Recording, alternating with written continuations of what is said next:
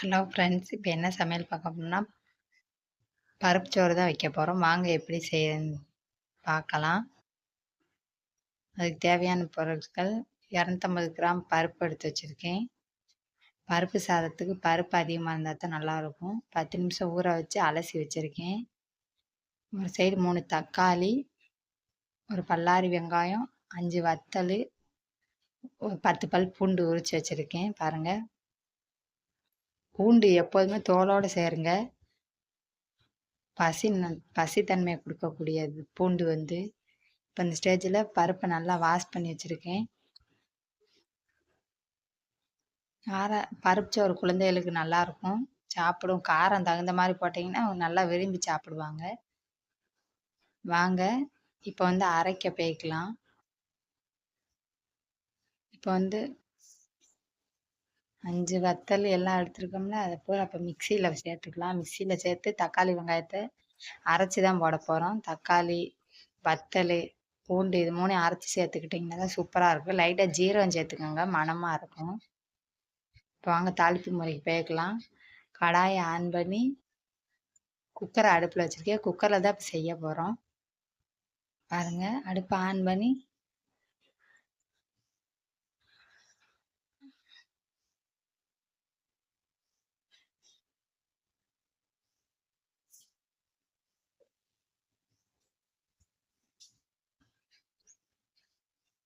இப்போ மிக்சியில் போட்டு அரைச்சிக்கலாம். தக்காளி, 4 பல் பூண்டு, 5 வத்தல், அவ்வளோதான் ஃப்ரெண்ட்ஸ்.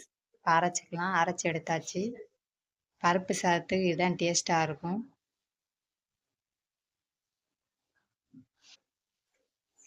வாங்க தாளிப்பு முறைக்கு போய்க்கலாம்.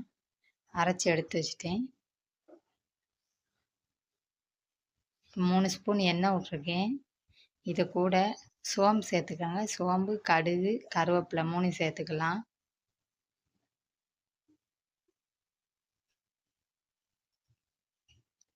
வெங்காயம் நறுக்கி வச்சோம்னா பொடி பொடியா, அந்த வெங்காயத்தையும் சேர்த்துக்கலாம்.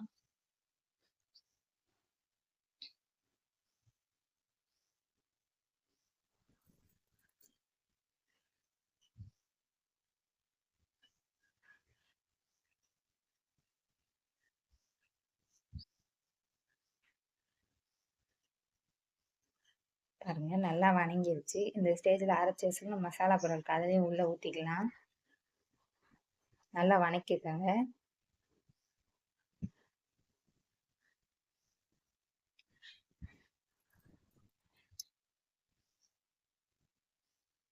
இந்த ஸ்டேஜில் பருப்பு அரிசி அலசி வச்சுருக்கோம் உள்ளே சேர்த்துக்கலாம். இதுக்கு 3 டம்ளர் தண்ணி, 3 செம் தண்ணி, 3 கப்பு ஊற்றிருக்கேன். எனக்கு கரெக்டான ஸ்டேஜுக்கு இருக்கும். பாருங்கள், தண்ணி ஊற்றிட்டேன். லைட்டாக பெருங்காய பொடி போட்டுக்கோங்க. 2 ஸ்பூன் உப்பு சேர்த்துக்கோங்க, தேவையான அளவு உப்பு. லைட்டாக மஞ்சப்பொடி சேர்த்துக்கலாம். இப்போ மஞ்சப்பொடி வந்து கலர் கொடுக்கக்கூடியது. மஞ்சப்பொடி வந்து சாப்பாட்டுக்கு டேஸ்ட்டே அதுதான், கலர் சேஞ்சு கொடுக்கும். 1/2 ஸ்பூன் மட்டும் மஞ்சப்பொடி சேர்த்துருக்கேன். அவ்வளோதான் ஃப்ரெண்ட்ஸ். இப்போ சாப்பாடு வந்து 3 விசில் வர விட்டு இறக்கிக்கலாம். பாருங்கள், சூப்பராக வந்துருச்சு. குக்கரில் 3 விசில் தான் ஃப்ரெண்ட்ஸ். பாருங்கள் எப்படி உதிரி உதிரியாக வந்துருச்சுன்னு. பருப்பு சாதம் அவ்வளோதான் ஃப்ரெண்ட்ஸ். வாங்க சாப்பிட்லாம். சேனல் பிடிச்சிருந்தா லைக் பண்ணுங்கள், சப்ஸ்கிரைப் பண்ணுங்கள் ஃப்ரெண்ட்ஸ். நீங்களும் வீட்டில் இந்த மாதிரி ட்ரை பண்ணி பாருங்கள். வீட்டில் உள்ள பொருட்களை வச்சு சிம்பிளாக ஒரு சாப்பாடு செஞ்சிடலாம். இதுக்கு அதிக பொருள்லாம் தேவையே இல்லை. பாருங்கள்,